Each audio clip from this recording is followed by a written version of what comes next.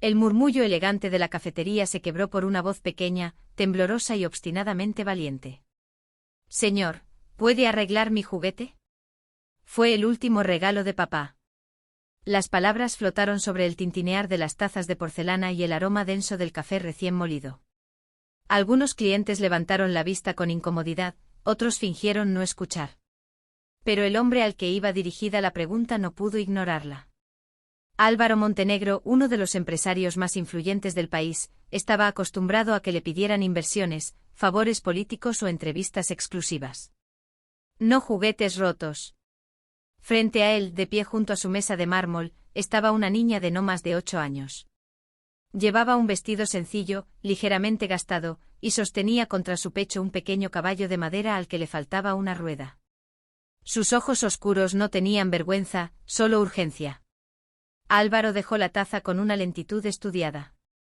¿Y por qué crees que yo puedo arreglarlo? Preguntó con una media sonrisa que solía desarmar negociaciones enteras. La niña bajó la mirada al juguete como si buscara en él la respuesta. Porque usted parece alguien que sabe arreglar cosas importantes. La frase le golpeó con una fuerza inesperada. En la mesa contigua su asistente revisaba gráficos financieros en una tableta. El acuerdo que estaba a punto de firmar implicaba millones. Un nuevo complejo hotelero en la costa, más poder, más prestigio. Sin embargo, en ese instante todo eso pareció irrelevante frente a la pequeña rueda desprendida. ¿Cómo te llamas?, preguntó él, inclinándose ligeramente hacia adelante. Lucía.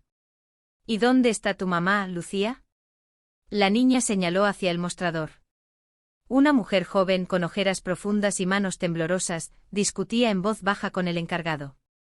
Probablemente intentaba pagar algo que no podía permitirse. Álvaro observó la escena con un análisis casi automático: ropa modesta, bolso desgastado, expresión de cansancio crónico. No era difícil deducir la historia.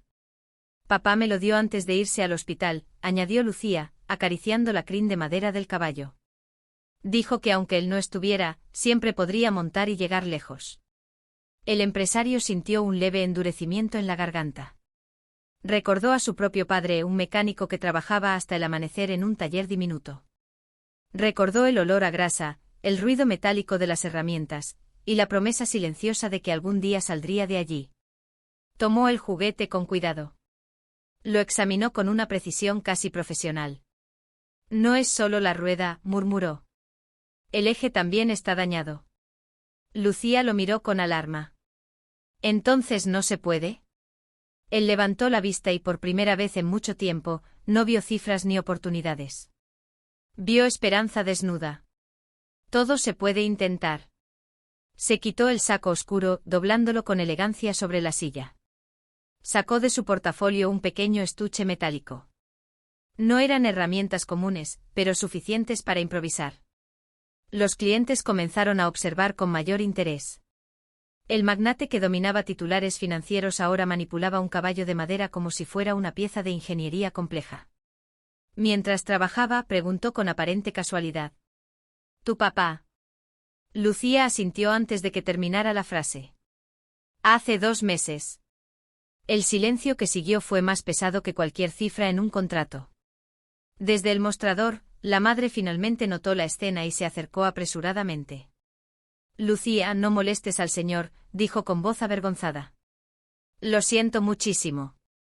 Álvaro no levantó la vista. No molesta. Ajustó el eje con precisión, improvisando una pequeña pieza con el clip metálico de su propio bolígrafo. Giró la rueda. Esta vez se movió con suavidad. Lucía abrió los ojos como si hubiera presenciado un milagro. Funciona, susurró. Él colocó el juguete en sus manos. A veces las cosas rotas solo necesitan que alguien tenga paciencia. La madre lo miró con gratitud contenida, pero también con una dignidad que no pedía limosna. No sabemos cómo agradecerle. Álvaro se puso de pie. El acuerdo millonario lo esperaba. Su asistente ya había preparado los documentos para firmar. Pero entonces notó algo más. En la mochila de Lucía sobresalía un sobre blanco con el logotipo de un hospital privado. Reconoció ese nombre de inmediato, era uno de los centros médicos en los que él tenía participación accionaria. ¿Ese sobre es de la clínica San Gabriel? Preguntó con una atención distinta en la voz. La madre dudó un instante antes de responder. Sí, es una factura pendiente. Álvaro sintió que algo se reordenaba dentro de él. ¿Puedo verlo? La mujer vaciló pero finalmente extendió el sobre. Él lo abrió con cuidado. Sus ojos recorrieron rápidamente las cifras, los plazos vencidos, la advertencia final. Y entonces comprendió que el verdadero juguete roto no era el caballo de madera. Era algo mucho más grande. Miró a Lucía, que ahora hacía rodar el caballo sobre la mesa con una sonrisa luminosa, ajena a la tormenta financiera que amenazaba a su madre. Álvaro cerró lentamente el sobre. Creo que debemos hablar, dijo, y su tono ya no era el de un empresario en una cafetería, sino el de un hombre que acababa de tomar una decisión que podía cambiar más de una vida. Su asistente se acercó susurrándole que los inversionistas estaban esperando. Álvaro no respondió de inmediato. Observó la pequeña rueda girar una vez más. Y entonces, con una calma inesperada, tomó su teléfono y marcó un número directo que casi nunca utilizaba. Necesito que detengan cualquier acción de cobro relacionada con este expediente, dijo con voz firme cuando le respondieron al otro lado de la línea. Número de caso 7843 SG. Sí, inmediatamente. Su asistente abrió los ojos con sorpresa. Nunca lo había visto intervenir personalmente en asuntos individuales. Álvaro escuchó unos segundos más y luego añadió. Y quiero una revisión completa del protocolo de facturación para pacientes oncológicos pediátricos. Hoy mismo. Colgó con lentitud. La madre de Lucía lo miraba sin comprender del todo, pero percibiendo que algo importante estaba ocurriendo. Señor, no queremos problemas, murmuró ella. Solo necesitamos un poco más de tiempo. Álvaro negó suavemente con la cabeza. El tiempo no debería ser una amenaza cuando alguien está luchando por vivir. El silencio se extendió entre ellos. La cafetería había recuperado su murmullo habitual, pero alrededor de esa mesa parecía haberse formado una burbuja aparte. ¿Qué hacía su esposo? Preguntó él con delicadeza. Era maestro de música, respondió la mujer. Daba clases en una escuela pública, y por las tardes enseñaba violín a niños del barrio. Lucía levantó la vista con orgullo. Papá decía que la música arregla cosas que no se ven. Álvaro sintió que esa frase se clavaba en algún rincón olvidado de su memoria. Recordó el viejo taller de su padre, el sonido rítmico del martillo, casi musical, golpeando el metal. Recordó cómo de niño creía que cada motor tenía su propia melodía. Miró de nuevo la factura. Las cifras eran insignificantes para él. Pero para esa mujer representaban noches sin dormir, decisiones imposibles. Su asistente se inclinó hacia él y susurró. Los inversionistas están impacientes. El contrato debe firmarse ahora si queremos asegurar el terreno antes de que suba el precio. Álvaro permaneció en silencio unos segundos. Observó a Lucía hacer trotar el caballo reparado sobre la superficie brillante de la mesa, inventando sonidos de galope con la boca. De pronto preguntó. ¿La escuela donde trabajaba su esposo aún ofrece clases de música? La madre dudó. No, recortaron el programa este año por falta de presupuesto. Algo cambió en la expresión de Álvaro. No fue compasión. Fue determinación. Se volvió hacia su asistente. Cancela la reunión. ¿Perdón? Cancélala. Y reprograma una junta esta tarde con el consejo de la fundación. El asistente titubeó. Pero el proyecto hotelero. Puede esperar. Volvió su atención a la madre de Lucía. Voy a cubrir la deuda del hospital. No como caridad, aclaró, sino como una corrección necesaria. Y además, quiero financiar la reapertura del programa de música en la escuela donde trabajaba su esposo. Con su nombre. La mujer llevó una mano a su boca, incapaz de articular palabra. Lucía frunció el ceño, tratando de entender. ¿Eso significa que más niños tendrán violines? Álvaro sonrió levemente. Sí. Y pianos. Y guitarras. Los ojos de la niña brillaron con una intensidad casi deslumbrante. Pero en ese instante el teléfono de Álvaro vibró de nuevo. Era uno de los principales socios del proyecto hotelero. Respondió. La voz al otro lado no sonaba complacida. ¿Es cierto que cancelaste la firma?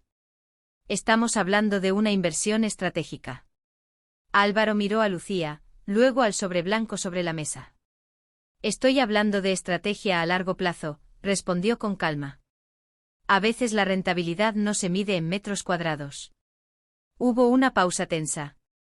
Si abandonas este acuerdo, perderás apoyo en el Consejo. Álvaro dejó que esas palabras se asentaran. Durante años había construido su imperio con decisiones frías y calculadas. Sabía exactamente lo que estaba arriesgando. Observó sus propias manos, aún manchadas ligeramente por el polvo de la madera del caballo. Entonces habrá que reconstruir el Consejo, dijo finalmente. Colgó. El aire parecía más ligero, pero también más incierto. Su asistente lo miraba como si no reconociera al hombre frente a él. Álvaro se volvió hacia Lucía. Cuida bien ese caballo, le dijo suavemente. Aún tiene muchos kilómetros por recorrer. Y mientras la madre intentaba agradecer entre lágrimas contenidas, una nueva serie de mensajes comenzó a llegar al teléfono de Álvaro, notificaciones del mercado, alertas internas, movimientos inesperados de acciones. Algo estaba empezando a moverse más rápido de lo previsto, y él comprendió que la decisión que acababa de tomar no solo afectaría un contrato, sino que estaba despertando fuerzas dentro de su propia empresa que llevaban tiempo esperando una excusa para actuar. Y una de esas notificaciones, marcada como urgente, provenía directamente de la presidencia del Consejo Ejecutivo anunciando una sesión extraordinaria inmediata y la posible votación para suspenderlo temporalmente de sus funciones mientras se investigaban sus recientes decisiones financieras. Y al leer esas palabras no sintió miedo sino una claridad que jamás había experimentado porque por primera vez en muchos años sabía exactamente por qué estaba dispuesto a perderlo todo, y cuando levantó la mirada vio que Lucía lo observaba en silencio como si intuyera que el verdadero juguete que estaba siendo puesto a prueba no era el caballo de madera sino el corazón de un hombre que acababa de elegir entre el poder y algo mucho más frágil pero infinitamente más valioso. Y justo en ese instante su asistente recibió otra llamada y su expresión cambió drásticamente al escuchar que varios accionistas minoritarios estaban apoyando públicamente la decisión de destinar fondos sociales a proyectos comunitarios, generando una reacción inesperada en la prensa financiera que comenzaba a cubrir la historia como un giro audaz y revolucionario dentro del Grupo Montenegro, y el murmullo lejano de la cafetería parecía transformarse en el preludio de una tormenta que apenas comenzaba a formarse alrededor de él mientras guardaba el teléfono lentamente y respiraba hondo sabiendo que el siguiente movimiento definiría no solo su carrera sino el legado que dejaría escrito más allá de cualquier cifra en un balance contable. La puerta de la cafetería se abrió dejando entrar una ráfaga de aire frío, pero Álvaro apenas lo notó. Su mente ya estaba varios pasos adelante analizando escenarios, anticipando ataques, calculando consecuencias. Durante años había dominado ese tablero con precisión quirúrgica. Esta vez, sin embargo, no quería ganar del mismo modo. Necesito que prepares un comunicado, dijo a su asistente con voz serena. No defensivo. Transparente. ¿Qué vamos a decir? Preguntó él todavía aturdido por la velocidad de los acontecimientos. Álvaro miró a Lucía, que ahora hacía girar el caballo en círculos como si celebrara una carrera invisible. Que la empresa va a redirigir un porcentaje fijo de sus beneficios a un fondo permanente para educación y salud infantil. Que esto no es una reacción impulsiva, sino el inicio de una nueva línea estratégica. El Consejo no aprobará eso tan fácilmente. Entonces tendrán que explicar públicamente por qué se oponen. La madre de Lucía observaba en silencio, consciente de que la conversación había cruzado un umbral que ella no alcanzaba a comprender del todo. En ese momento varios clientes comenzaron a mirar discretamente sus teléfonos. Una notificación acababa de aparecer en portales financieros: Montenegro cancela multimillonario proyecto hotelero, rumores de crisis interna. Las miradas se multiplicaron. El teléfono de Álvaro volvió a vibrar. Esta vez era un mensaje directo del presidente del Consejo: preséntate en la sede central en 1 hora. Esto es inaceptable. Sonrió apenas. Parece que tengo una cita, murmuró. Se inclinó hacia Lucía. ¿Te gustaría visitar un edificio muy grande donde toman decisiones importantes? La madre reaccionó de inmediato. No queremos causarle más problemas. No los están causando, respondió él con firmeza. A veces es útil que ciertas personas recuerden por quién deberían estar tomando decisiones. Minutos después, un automóvil negro los esperaba frente a la cafetería. El trayecto transcurrió en un silencio cargado de anticipación. Lucía miraba por la ventana con fascinación, mientras su madre mantenía las manos entrelazadas tensa. Cuando el vehículo se detuvo frente a la torre de cristal del Grupo Montenegro, el reflejo del cielo sobre la fachada parecía casi intimidante. Álvaro descendió primero y luego ofreció la mano a Lucía. Dentro los empleados fingían normalidad, pero el rumor era evidente. Las pantallas del vestíbulo mostraban titulares que cambiaban cada pocos segundos. Algunos mencionaban valentía. Otros, imprudencia. El ascensor los llevó directamente al último piso. Al abrirse las puertas el ambiente era distinto, frío, calculado. Una mesa ovalada de madera oscura dominaba la sala. 12 miembros del consejo los esperaban. Las miradas se posaron primero en Álvaro, y luego en la niña que sostenía un caballo de madera. ¿Qué significa esto?, exigió el presidente, un hombre de cabello plateado y voz implacable. Álvaro avanzó con calma. Significa que estamos aquí para recordar qué tipo de empresa queremos ser. Lo que queremos ser es rentable, replicó otro consejero. Lucía, ajena al protocolo corporativo, dejó el caballo sobre la mesa brillante. La pequeña rueda giró suavemente hasta detenerse frente al presidente. El gesto produjo un silencio inesperado. Álvaro tomó la palabra. Esta empresa nació porque mi padre creyó que el trabajo honesto podía cambiar destinos. Con el tiempo nos enfocamos tanto en crecer que olvidamos para qué. Algunos consejeros intercambiaron miradas incómodas. La cancelación del proyecto hotelero no es una pérdida, continuó. Es una inversión en reputación, estabilidad social y lealtad a largo plazo. Los mercados ya están reaccionando. No como esperaban. El presidente frunció el ceño. En ese instante uno de los asistentes entró apresuradamente con una tableta. Señores, las acciones están subiendo. Un murmullo recorrió la sala. La noticia del fondo educativo se ha filtrado. Los medios internacionales lo califican como un modelo empresarial innovador. Hay inversionistas mostrando interés. El aire cambió sutilmente. El presidente miró la pantalla, luego a Álvaro. ¿Planeaste esto? Planeé hacer lo correcto. El resto es consecuencia. Lucía levantó la mano con timidez. ¿Entonces más niños podrán arreglar sus juguetes? Algunos miembros del consejo no pudieron evitar sonreír. Pero el presidente no cedía tan fácilmente. Aún así, actuaste sin autorización. Eso no puede quedar sin revisión.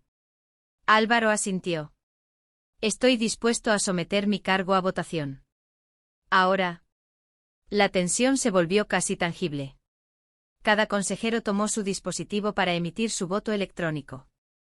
El silencio era absoluto, interrumpido solo por el leve zumbido del sistema registrando decisiones. Lucía observaba a Álvaro con una mezcla de confianza y preocupación. Las luces indicadoras comenzaron a encenderse una por una en la pantalla central. Primero rojo. Luego verde. Después otro verde. Un rojo más. El equilibrio era incierto. El último voto tardaba en registrarse. El presidente miró a su alrededor con expresión indescifrable. Y cuando finalmente la luz final parpadeó, el resultado apareció en la pantalla, provocando un murmullo que no era ni celebración ni derrota sino algo más complejo, porque la votación no lo destituía pero tampoco lo respaldaba plenamente. Estableciendo una condición inesperada, permanecería en el cargo bajo supervisión directa durante 6 meses, periodo en el cual tendría que demostrar que su nueva estrategia no solo era moralmente admirable sino financieramente sostenible, y al leer esa resolución Álvaro comprendió que la verdadera prueba apenas comenzaba, porque ahora debía transformar un gesto impulsado por conciencia en un cambio estructural capaz de resistir la presión de mercados volátiles y egos poderosos. Y mientras los miembros del consejo comenzaban a levantarse y a discutir en pequeños grupos, su teléfono volvió a vibrar con una notificación diferente, proveniente del Hospital San Gabriel, informándole que un donante anónimo acababa de cubrir no solo la deuda de la Familia de Lucía sino la de otros 20 casos similares pendientes, y ese donante no era él, lo que significaba que algo mucho más amplio se estaba activando, una reacción en cadena que escapaba incluso a su control. Y cuando levantó la mirada vio a través de las paredes de cristal cómo periodistas comenzaban a reunirse en la plaza frente al edificio, atraídos por la noticia que ya circulaba en redes sociales con una velocidad imposible de detener. Y en medio de ese torbellino sintió por primera vez que el poder no consistía en acumular sino en encender decisiones que otros se atrevieran a imitar, pero también supo que toda transformación despierta resistencia, y que en algún lugar dentro de esa misma torre alguien ya estaba calculando cómo convertir su aparente victoria en su caída definitiva. Y fue entonces cuando su asistente se acercó con el rostro pálido para susurrarle que acababan de descubrir una auditoría interna iniciada semanas atrás que investigaba antiguas operaciones financieras firmadas con su autorización, operaciones que ahora podían ser utilizadas para cuestionar no solo su liderazgo sino su integridad, y al escuchar eso Álvaro sintió que el suelo bajo sus pies cambiaba de textura, porque entendió que la batalla que había decidido librar por convicción moral estaba a punto de entrelazarse con fantasmas del pasado que creía enterrados, y mientras Lucía tomaba su mano sin decir nada, como si supiera que esta vez no se trataba de un juguete roto sino de algo mucho más profundo que necesitaba ser reparado desde dentro. Álvaro no retiró la mano cuando Lucía la apretó con fuerza. La sostuvo como si ese pequeño gesto fuera el único punto estable en medio del vértigo que comenzaba a rodearlo. «Muéstrame la auditoría», dijo con calma a su asistente. Minutos después, en una sala privada, los documentos digitales desfilaban ante sus ojos. Transacciones antiguas, firmas autorizadas bajo presión del Consejo, acuerdos diseñados para maximizar beneficios reduciendo costos hospitalarios. Nada ilegal, pero tampoco impecable. Decisiones frías. Decisiones eficientes. Decisiones que ahora pesaban. El presidente del Consejo entró sin anunciarse. «Sabías que esto podía salir», dijo con tono grave. «Si la prensa conecta estas operaciones con tu nuevo discurso ético, te destruirán». Álvaro levantó la mirada. No había rastro de miedo, solo una claridad luminosa. «Entonces seré yo quien lo diga primero». El presidente frunció el ceño. «¿Estás dispuesto a admitir públicamente que priorizaste rentabilidad sobre personas?» «Estoy dispuesto a decir la verdad», respondió. «Y a corregirla». Esa misma tarde, frente a cámaras y micrófonos que transmitían en directo a todo el país, Álvaro Montenegro no apareció como el magnate impecable que dominaba los titulares financieros. Apareció como un hombre que había entendido algo demasiado tarde, pero no lo suficientemente tarde como para no cambiarlo. Lucía y su madre observaban desde un lateral discreto. «Durante años», comenzó, «tomé decisiones que fortalecieron esta empresa. Pero no todas fortalecieron a la comunidad que la sostiene. Eso cambia hoy». Reconoció las políticas que necesitaban reforma. Anunció auditorías independientes, transparencia total y la creación formal del Fondo Maestro Gabriel, nombrado en honor al padre de Lucía, para financiar programas de música, atención médica y apoyo a familias vulnerables. No como campaña temporal, sino como compromiso permanente inscrito en los estatutos de la compañía. La sala estaba en silencio absoluto. «El éxito sin conciencia es solo acumulación», concluyó. «Y yo no quiero ser recordado por lo que acumulé, sino por lo que ayudé a reconstruir». Las preguntas llegaron como una tormenta. ¿No era esto una estrategia de imagen? ¿No temía perder inversionistas? ¿No era demasiado arriesgado? Él respondió sin esquivar ninguna. «El verdadero riesgo es no cambiar cuando sabes que debes hacerlo». Al día siguiente los mercados reaccionaron. Algunos inversores se retiraron. Otros, inesperadamente, entraron con más fuerza. Fondos internacionales especializados en inversión social comenzaron a interesarse. La historia trascendió fronteras. Pero el momento más decisivo no ocurrió en una bolsa de valores. Ocurrió semanas después, en el auditorio renovado de la escuela pública donde el padre de Lucía había enseñado. Nuevos instrumentos brillaban bajo las luces. Niños afinaban violines con manos nerviosas y emocionadas. Álvaro estaba sentado en la última fila, sin cámaras, sin discursos. Lucía subió al escenario con un pequeño violín entre los brazos. Antes de comenzar, buscó con la mirada al hombre que había arreglado su caballo de madera. Lo encontró. Sonrió. La primera nota fue frágil. Luego otra. Y otra más hasta que la melodía llenó la sala con una belleza imperfecta pero sincera. Álvaro sintió algo romperse dentro de él, y al mismo tiempo algo repararse. Comprendió que el poder no estaba en los edificios de cristal ni en las cifras que cambiaban cada segundo, sino en la capacidad de transformar una decisión privada en esperanza colectiva. Meses después la empresa no solo se había estabilizado, había crecido con una reputación más sólida que cualquier contrato hotelero perdido. El consejo, inicialmente escéptico, terminó adoptando oficialmente el nuevo modelo como eje estratégico. Y cada año, el Fondo Maestro Gabriel apoyaba a cientos de familias. Una tarde, mientras caminaba por un parque, Álvaro vio a Lucía correr con su caballo de madera, ahora ligeramente desgastado por el uso. La rueda seguía girando con suavidad. ¿Ves?, le dijo ella con alegría. Todavía llega lejos. Álvaro sonrió. Porque entendió que aquel día en la cafetería no solo había arreglado un juguete. Había decidido arreglar el rumbo de su propia historia. Y en ese acto demostró que incluso los imperios más grandes pueden cambiar, cuando alguien tiene el valor de escuchar la voz más pequeña en la sala.